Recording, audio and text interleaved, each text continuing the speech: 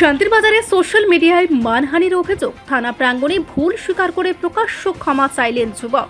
Social মিডিয়ায় ব্যক্তিগত ছবি ব্যবহার করে অপপ্রচারের অভিযোগকে কেন্দ্র করে সম্প্রতি উত্তপ্ত হয়ে ওঠে শান্তির বাজার।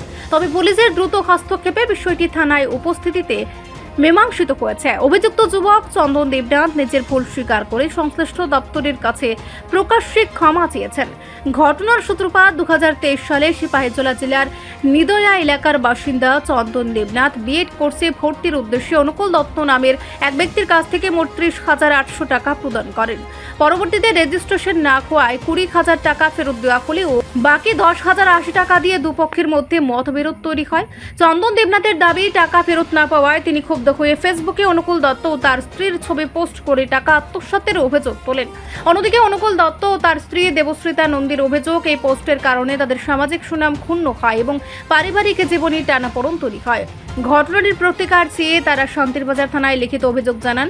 পুলিশ দুপক্ষকে নিয়ে আলোচনায় বসলে চন্দন দেবনাথ তার পোস্টের বিষয়টি অনিচ্ছাকৃত ভুল হিসেবে স্বীকার করেন। তিনি ভবিষ্যতে এমন কাজ আর করবেন না বলে প্রতিশ্রুতি দেন এবং থানার উপস্থিতিতে ওই দম্পতির কাছে দুঃখ প্রকাশ করেন। কি চন্দন দেবনাথ। কি লেগে থানাতে আইছিলে?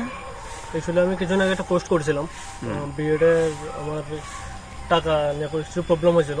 তো ওই জায়গায় আমি অনুকূল দত্ত নামে একজনের কাছে ভর্তি হয়েছিলাম। তো পোস্ট করার সময় আমি তাদের মেসেজের ফটো সহ পোস্ট করে দিয়েছিলাম।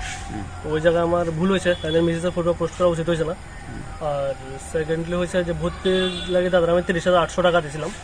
তো অনেকবার কল টল করার পরে এটা আমার রেজিস্ট্রেশন হয়েছে না, এই কারণে দাদা আমার 20,000 টাকা ব্যাক করে দিয়েছিল। তো আর বাকি যে 10,800 টাকা ওইটা নিয়ে আমি পোস্ট করেছিলাম। তো দাদার সঙ্গে এখন কথা হয়েছে, ওইটা দাদা পুরো টাকা কলেজে জমা দিয়ে দিছে। তো দাদা ওইটা আমি কলেজে কথা কয়া কলেজ থেকে ব্যাক করে আনবো। আর দাদার ফটো যেটা বউর ফটো যেটা দিয়েছে ওই জায়গাটা আমার ভুল হয়েছে। আচ্ছা, হেলো কথা যেহেতু জানতে পারলাম তুমি নাকি কলেজ থেকে স্কলারশিপও পাইছো? হ্যাঁ, স্কলারশিপ পাইছিলাম। কি করে স্কলারশিপ? তুমি ভর্তি না হলে স্কলারশিপ? ওইটা তো আমি কইতে পারি না ঠিক। আমি স্কলারশিপের form fill up November December দিকে করছিলাম। তো রেজিস্ট্রেশনটা অ্যাকচুয়ালি জুনের দিকে হয়েছিল। তখন এর আগে আমার স্টাইপেন্ড হয়ে গেছিল, কলেজ থেকে ভেরিফাই করছিল। পরে আমার রেজিস্ট্রেশন হয়েছে না। মেইন প্রবলেমটা হচ্ছে রেজিস্ট্রেশন হয়েছিল না। এটা হচ্ছে মেইন প্রবলেম। মানে স্কলারশিপ ওকে আসলে রেজিস্ট্রেশন আনকমপ্লিট আছে। রেজিস্ট্রেশনটা যেহেতু ফর হয়েছে, রেজিস্ট্রেশনটা কলেজ থেকে করাইছিল না। এটাই প্রবলেমটা হয়েছিল। তোমার বাড়ি কোনখানে? নিদয়া। কোন কলেজে? ভক্তবালা বিএড কলেজ। কোন জায়গা এটা? ওয়েস্ট বেঙ্গল। রিপোর্ট সংবাদ প্রতীক্ষা।